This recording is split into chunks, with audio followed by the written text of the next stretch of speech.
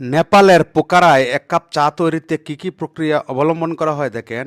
একটা মাটির কাপ, এটা প্রথমে আগুনে হিট দেয়া, পরে দুধের মাঝে ঢালে এটাকে, দুধ দিয়ে আবার ঠান্ডা করে এই যে দেখেন দুধ দিতেছে, দুধ দিয়ে ঠান্ডা করে পরে কিন্তু আবার এটা আগুনে দিবি।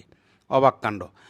দুধ দিয়ে ঠান্ডা করে পরে আবার আগুনে দেয়, পরে ওই হিট করা কাপের মাঝে হলো তারা চা বিতরণ করে। এটা একটা আসলে অবাক কাণ্ড। আর প্রক্রিয়াটা, এই যে মেকিং সিস্টেম, এই সিস্টেম তারা কোথেকে আবিষ্কার করলো আল্লাহ জানে। এই যে দেখেন আবার হিট দিতেছে আগুনে, হিট দেওয়ার পরে এই হিট দেওয়া কাপের মধ্যে হলো পুনরায় আবার চা দেওয়া হয়। এই যে দেখেন পুনরায় আবার চা দেওয়া হয়। এই চা হলো সাধারণ পাবলিকের জন্য পরিবেশন করা হয়। প্রতি কাপ চায়ের মূল্য ধারণ করা হয়েছে 100 নেপালিয়ান রুপিয়া।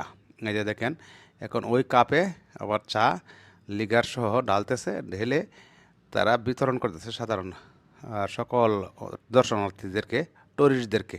দেখেন এই যে সম্পূর্ণ হলো এক কাপ চা। এই প্রক্রিয়াটা আপনার কাছে কেমন লাগছে মতামত জানাবেন। ধন্যবাদ আপনাকে সাথে থাকার জন্য।